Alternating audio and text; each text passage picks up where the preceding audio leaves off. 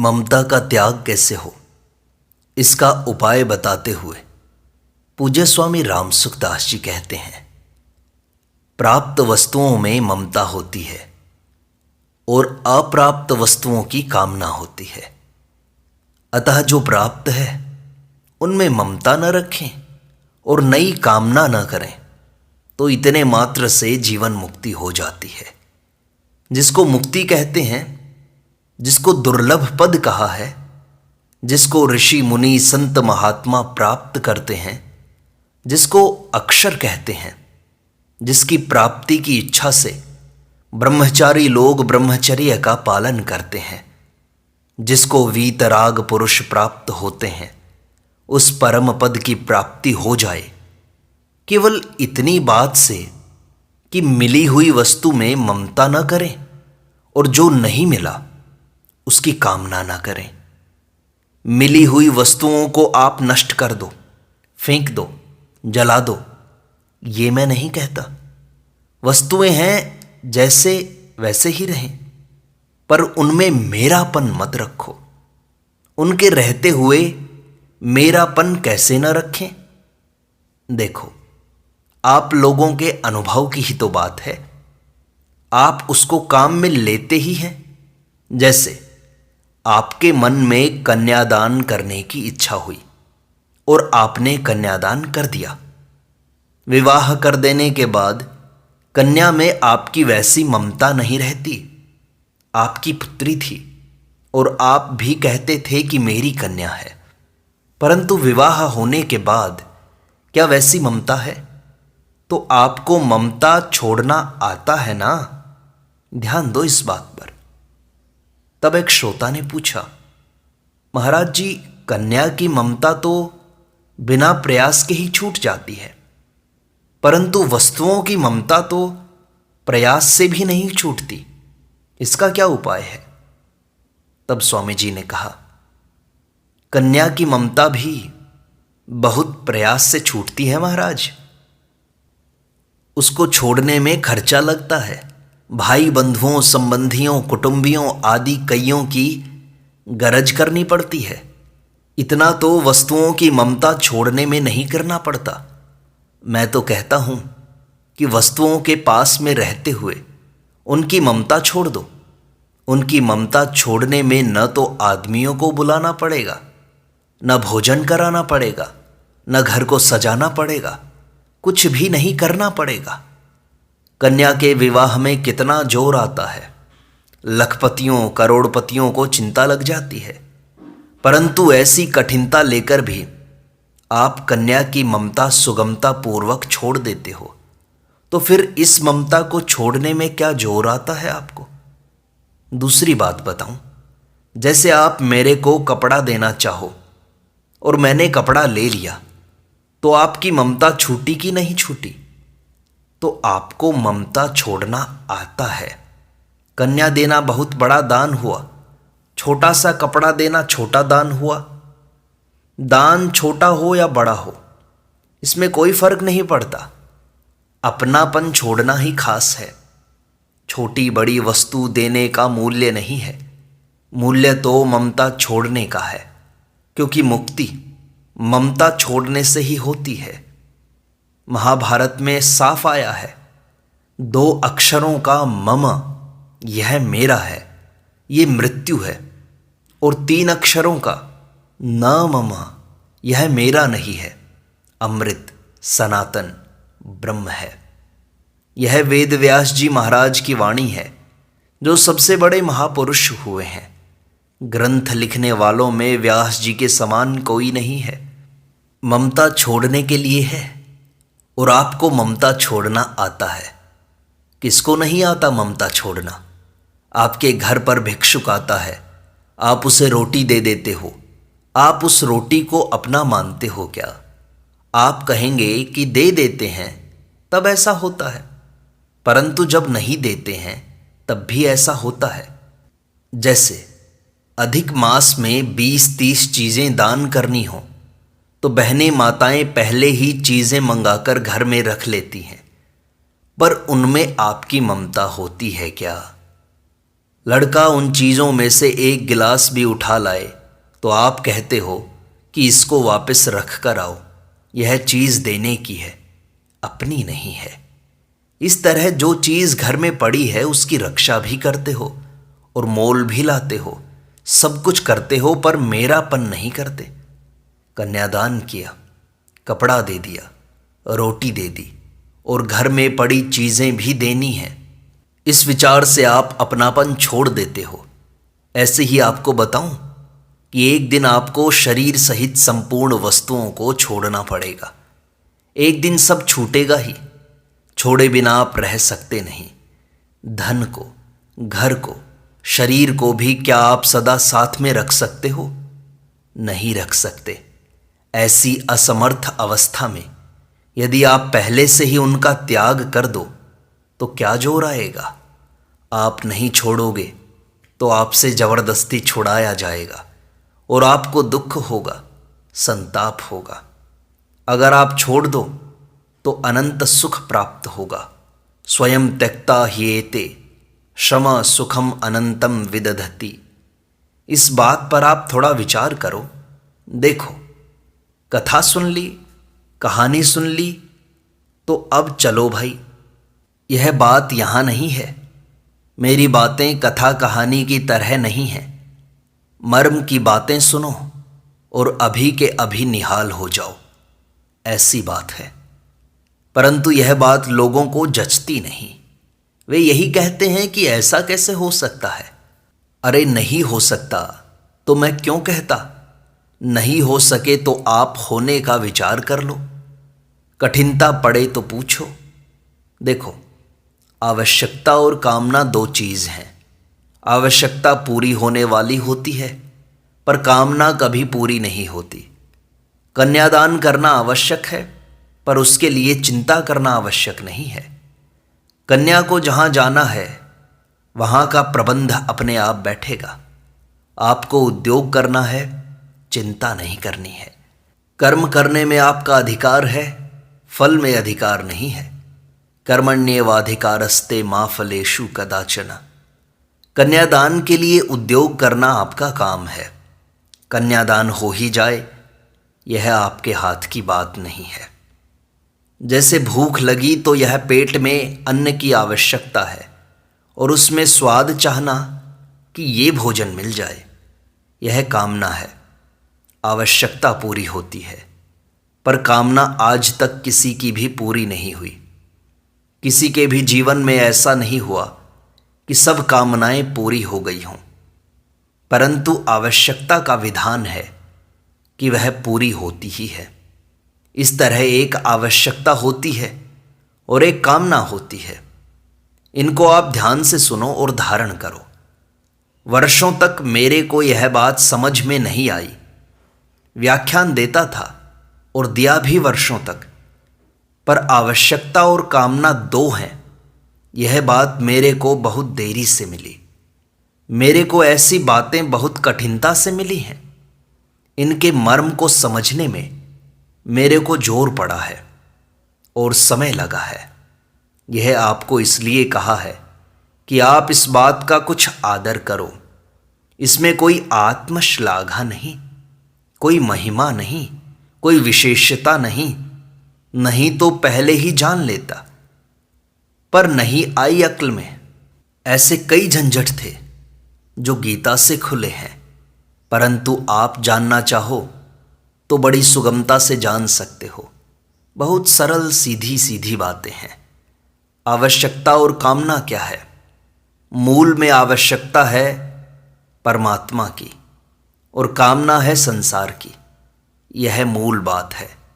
हम सदा जीवित रहें, हम जानकार बन जाएं, हम सदा सुखी रहें, यह आवश्यकता है। क्योंकि आपकी यह चाहना वास्तव में सच्चिद आनंद घन परमात्मा की है। परंतु संसार की जितनी आवश्यकता मानते हो, जितनी चाहना उसकी करते हो, वह सब की सब कामना है। ये दो भेद मेरे को मिले तो बड़ी प्रसन्नता हुई मन में कि आज तो एक कांटा निकल गया भीतर से। आवश्यकता और चीज़ है, कामना दूसरी चीज़ है। अंग्रेजी में हम वांट और डिज़ायर ये दो शब्द सुनते हैं। मैंने अच्छे पढ़े लिखों से पूछा कि इन दो शब्दों में क्या भेद है, पर वे ठीक तरह से बता नहीं सके। जैसे मैं कहता हूँ कि आवश्यकता केवल परमात्मा की है और इच्छा केवल संसार की है, पर इतना साफ नहीं बताया अंग्रेजी पढ़े लिखों ने। आवश्यकता पूरी होने वाली होती है, वह मिटने वाली हो ही नहीं सकती। परमात्म तत्व की जो आवश्यकता है और हमारी जो कमी है, वह पूरी हुए बिना नहीं रह सकती, और कामना कभी पूरी नहीं हो सकती। यह नियम है, नियम का कभी भंग नहीं होता। एक श्रोता ने पूछा, रोटी कपड़ा लोगों की आवश्यकता है, परंतु यह बहुत से लोगों को सुलभ नहीं है महाराज जी। स्वामी जी ने कहा, भूखा तो लखपति और करोड़पति को भी रहना पड़ सकता है। वैद्य डॉक्टर मना कर दें तो करोड़ों रुपए पास में होने पर भी रोटी नहीं खा सकते। अतः रोटी कपड़ा नहीं मिलता तो वहां आवश्यकता नहीं है, आवश्यकता वाली चीज तो मिलेगी ही। साफ कहा है, यद अस्मदीयम न ही तत्परेशाम, अर्थात जो चीज हमें मिलने वाली है वह दूसरों को नहीं मिल सकती। जो हमारी चीज है वह हमारे से अलग कैसे रहेगी, उसको मिलना पड़ेगा। कोई भूखा मरने वाला हो, उसको भूखा ही मरना पड़ेगा। यह आवश्यक नहीं कि अन्न जल ही मिले। यह तो मैंने संसार की रीति में दो चीज समझने के लिए बताई है कि भूख प्यास की आवश्यकता है और स्वाद की इच्छा है। वास्तव में आवश्यकता है परमात्मा की और इच्छा है संसार की। संसार की इच्छा किसी भी तरह की हो, वह सब कामना ही है जो कभी पूरी होगी ही नहीं। परमात्मा की आवश्यकता कभी मिटेगी नहीं। आप जाने चाहे ना जाने, माने चाहे ना माने, आप नास्तिक हो जाएं तो भी भीतर से परमात्मा की इच्छा नहीं मिटेगी। कारण कि जो ईश्वर को, परमात्मा को बिल्कुल नहीं मानते, वे भी हरदम चाहते हैं कि ज्ञान हमें मिल जाए, सुख शांति हमें मिल जाए। उनकी यह इच्छा सच्चिदानंद घन परमात्मा की है। जीना चाहते हैं, यह सत की इच्छा हुई। ज्ञान चाहते हैं, यह चित्त की इच्छा हुई। सुख चाहते हैं, यह आनंद की इच्छा हुई। जो ईश्वर का खंडन करता है, दुनिया से ईश्वर का नाम उठा देना चाहता है, ऐसे नास्तिक से नास्तिक आदमी के भीतर भी ईश्वर प्राप्ति की इच्छा रहती ही है। क्या वह जीना नहीं चाहता? क्या वह ज्ञान नहीं चाहता? क्या वह सुख नहीं चाहता? चाहता है तो सच्चिदानंद परमात्मा की इच्छा है उसके अंदर। इस चाह को कोई मिटा नहीं सकता, क्योंकि यह हमारी असली चाह है, असली जिज्ञासा है, असली भूख है। यह कभी मिटने वाली नहीं है, प्रत्युत पूरी होने वाली ही है। संसार की इच्छा कभी किसी की पूरी नहीं हुई, होगी नहीं, हो सकती नहीं। आपने भी देख लिया कि जीवन में कभी इच्छा पूरी नहीं हुई, अब उसको छोड़ने में क्या बाधा है? एक श्रोता ने पूछा, हम इतना मान लें कि हमने सब छोड़ दिया, तो क्या इतना मानने से परमात्मा की प्राप्ति हो जाएगी क्या? स्वामी जी ने कहा, नहीं होगी। ये कोई तमाशा थोड़ी ही है। भीतर से इच्छा छोड़ोगे तब होगी। मैंने इच्छा छोड़ दी ऐसे कहने से क्या हो जाएगा? केवल कहने से नहीं होगा, केवल ऊपर से मान लेने से नहीं होगा। भीतर से कोई इच्छा नहीं हो, जीने की भी इच्छा ना हो, अभी मर जाएं तो कोई चिंता नहीं। इच्छा छोड़ने से आप मरोगे नहीं और चाहने पर भी बचोगे नहीं। मरना तो पड़ेगा ही, नहीं चाहने पर भी और चाहना छोड़ने पर भी। यह पक्की बात कहता हूं। आप विचार करो कि क्या अपनी चाहना से हम जी रहे हैं? चाहने मात्र से कोई जी नहीं सकता। जीने के उपाय के लिए मैं मना नहीं करता, रोटी खाओ, दवा लो, संयम से रहो, यह बात मैं कहता हूं। परंतु हम जीते रहें, यह हमारे हाथ की बात नहीं है। इसमें आपको क्या बाधा लगती है? पूछो। आप सोचते हैं तो उल्टा सोचते हैं कि यह चुप कैसे हो जाए। ऐसा प्रश्न पूछें कि यह बोल नहीं सके। यह नहीं सोचते कि बात को काम में कैसे लाएं। जैसे सरकारी कानून के विषय में सोचते हैं कि इस कानून से कैसे बचें, कैसे झूठ कपट करें, कैसे चकमा दें। यही बर्ताव आप दूसरों से करते हैं। ऐसा करना ठीक नहीं। आप ऐसा सोचो कि यह ममता कैसे मिटे, यह कामना कैसे मिटे। इसके लिए सोचना होता है, चेष्टा नहीं होती। वस्तु को ज्यों की त्यों रहने दो, एक कौड़ी भी खर्च मत करो, परंतु यह मेरी नहीं है, इतना मान लो। आस्तिक के लिए बहुत सरल उपाय है कि यह सब भगवान की है। सच्ची बात है, आस्तिक आदमी सब वस्तुओं को भगवान की मानते ही हैं। अब बोलो, ममता छूटेगी कि नहीं? हमारी है ही नहीं, ठाकुर जी की है। अब वस्तु चली जाए तो ठाकुर जी की वस्तु चली गई। रक्षा करना, ठीक तरह से रखना हमारा काम है, क्योंकि हम ठाकुर जी के हैं। तो हम ठाकुर जी की चीज़ों को निरर्थक नष्ट कैसे होने दें? ठाकुर जी के विधान के अनुसार खर्च करेंगे, क्योंकि ठाकुर जी की चीज़ है। कितना सुगम उपाय है, इस बात को भीतर से पक्का मान लो। अब बेटा मर जाए तो हम चिंता क्यों करें? भगवान का बेटा मरा। आप बिल्कुल गिनाओ कि हमारे इतने बेटे हैं, गिनाने में क्या हर्ज हुआ। आप केवल मेरापन छोड़ दो, उनका पालन पोषण करो, रक्षा करो, अपनी जिम्मेवारी का पालन करो। भगवान की दी हुई ड्यूटी है। गाड़ी में बैठने पर आप कहते हैं कि यह हमारा डिब्बा है, पर गाड़ी से उतरने के बाद आप कभी चिट्ठी देकर पूछते हो कि हमारा डिब्बा कैसा है? अतः व्यवहार करने में कोई बाधा नहीं लगती। व्यवहार सुचारू रूप से करो, जैसा अभी करते हो उससे भी सुचारू रूप से करो। हमारी चीज़ की परवाह नहीं, पर अब तो प्रभु की चीज़ है, उसकी अच्छी तरह से रक्षा करो।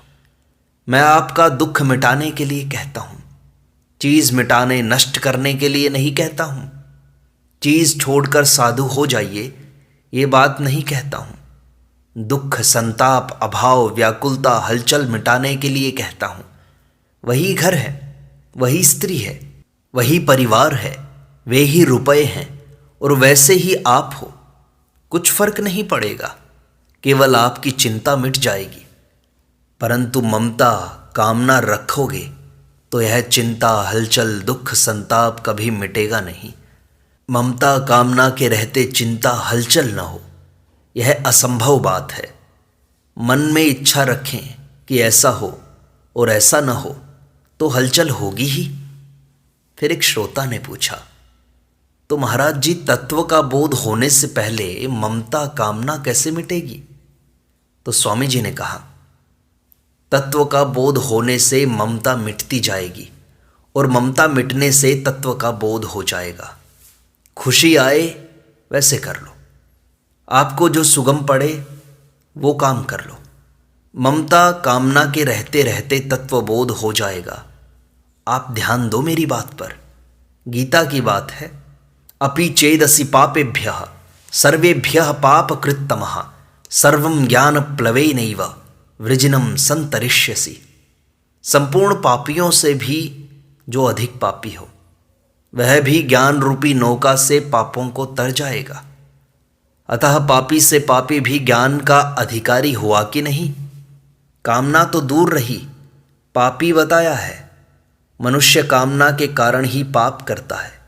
कामना से होने वाले बड़े बड़े पापों से आप तर जाओगे।